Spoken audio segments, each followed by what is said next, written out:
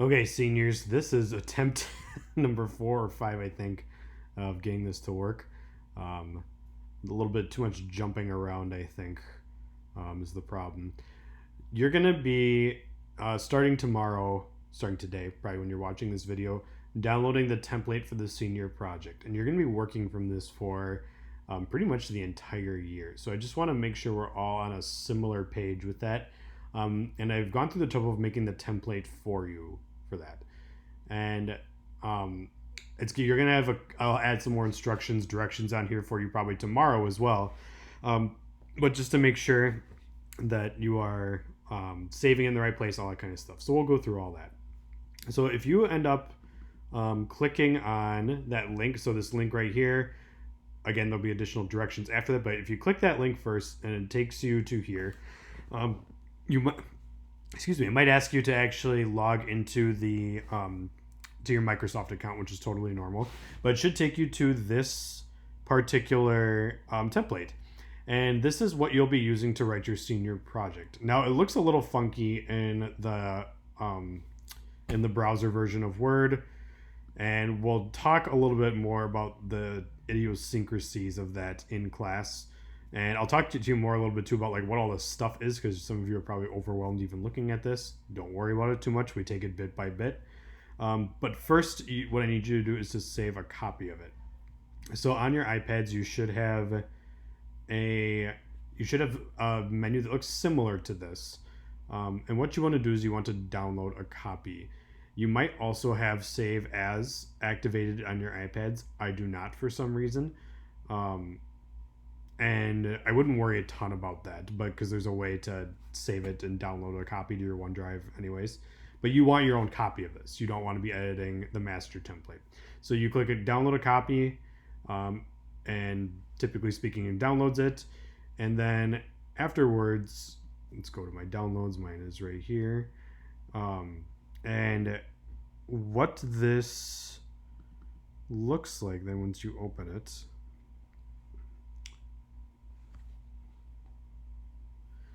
Good. So it looks wonderful. We can talk about it then in here. One thing I want you to note. So with Word was invented in like the mid 90s, maybe even a little bit earlier than that. And it was kind of the cat's meow when it came to word processing, but they've been slow to update certain things. One of the things with Word that's different from Google Docs is most people, like when Mrs. B and myself and everybody else was in college who's a teacher here, it usually saved the document to your computer. I still do that almost out of habit. You'll see right here it says save to my Mac. It's on like my computer's hard drive. So it's not like Google Docs where it automatically saves in the cloud. So if that's not the case, you need to activate that by clicking this up here in the corner. It'll look exactly like this if you're using one of the Surface computers. It'll look maybe a little bit different. I'm going to try and take screenshots of that later if you're using an iPad. But don't fret, there's always a way to do it. So what I'm going to do is click turn autosave on. Then it's going to essentially turn into like a glorified Google Doc. It edits in real time. Other people can leave comments on it when you share it with them. All that sort of stuff. So when I save it, I'm going to name it Kyle Fax Capstone Graduation Project Template. I'm going to save it to my DSA OneDrive. Okay, so I'll click upload. You need to save it to OneDrive. You cannot save it to your iPad or anything like that because we need to be able to share it with your correctors. Now, a little bit of law to go with that. If for whatever reason you get that part wrong and then you miss deadlines because of it, that's tough cookies. You get a late grade for it. So please make sure you're following this step. Okay? So you'll see autosave on, all that sort of stuff. It's saved in my OneDrive. Good, wonderful. It'll again probably look a little bit different on your iPad, but not a big deal. So I'll talk about these different parts here. So these I left handy dandy little notes like this. You would replace Capstone Graduation Project with the title of your paper. So I put an example there. That's pretty straightforward. Replace this obviously with your name. In fact, I'll just do this right now just to do it. So let's do diet or disaster, the effects of malnutrition on pets. Okay, that's done. Replace this then with Kyle G. Fax. Divine Savior Academy. Oh, Divine Savior Academy is on there twice. I'm going to fix that for the other templates tomorrow because that is not supposed to be there. The other thing, this is supposed to be actually research and writing for college success. Glad I caught that before I finalize all this. Then the corrector. So the corrector's title and full name. So for instance, if Miss Bracho has Dr. Landwehr, she would put Dr. Eric Landwehr. And then the date stays the same because that's the date this must be turned in and submitted into Turnitin by for your corrector to look at. Okay.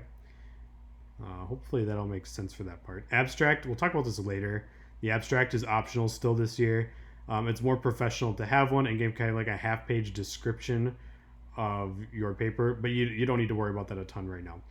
I'm going to go back down here. So right here, I would put the full title of my paper again, which is Diet or Disaster, the Effects of Malnutrition on Pets. Let's do the negative effects. Follow my own advice for once. So, oops, didn't have me to click up there. Diet or Disaster.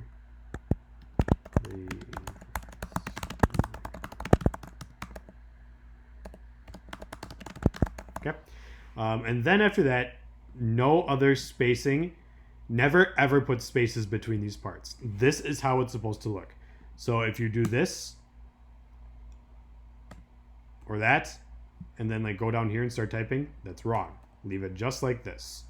Never ever have extra spaces. Okay, I even put that here. There should be no extra spaces between these sections. Your introduction to your paper would go here. So I would write like, here is my wonderful introduction. And then I would put my thesis in bold in the end. So due to soggy pet food, disgusting packaging, and excess cardboard, pet industries, I'm making this all this up on the fly, hopefully it makes at least a little bit of sense. Pet industries are creating havoc and distributing, whatever, putting negative effects on pets in households across Florida. Just trying to like think in my head what's a good thesis. There's a specific audience. I'm talking about pet companies, pet industries. Okay, make sure like all that stuff is a new thesis. I'm getting ahead of myself a little bit. Okay, anywho. So these three reasons in here that I made up, that was purposeful because we got to talk about that too. These replace, you don't just leave reason 1, reason 2, and reason 3 in here. So I would go back up here. My first reason was due to soggy pet food. And then reason 2, as you can probably figure out, is disgusting packaging. And then reason 3 is excess cardboard. Okay? And then after that, you would essentially just do the exact same thing. Soggy pet food is causing massive diet problems across all of petdom.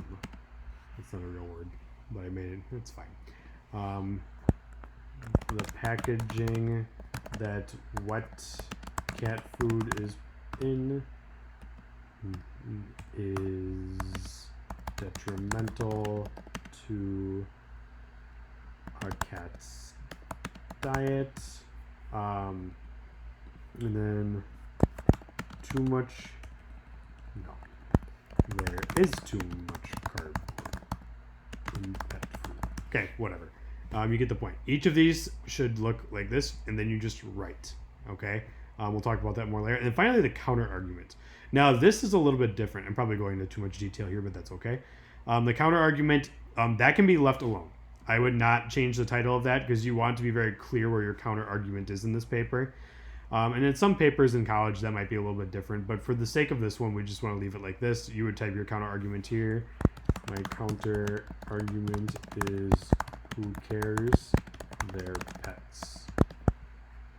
Hopefully that doesn't rub anybody the wrong way. And then the application section. Now these you leave the same. Problem, and then you would talk about your problem. You basically just do like, say, as shown in the literature review, pets are experiencing malnutrition. Maybe make it typo. Maybe make it a bit more complex than that, but that gets the point across just as well. Okay, and then you would pick which of these 4 you're doing. Okay, survey, interview, prototype, or experiential. You're not going to know that yet, so I'm just going to do survey just for the sake of argument. And then you would do a paragraph per question. So you would talk about question 1. Dang it. Question 1 of my survey, blah, blah, blah. Question 2 of my survey discussed, let's do asks, blah, blah, blah. Question 3, and you just need to keep going. Like you should have at least a bare minimum. We say have 5 questions, probably more than that. Results. This is where you look at the results of your research.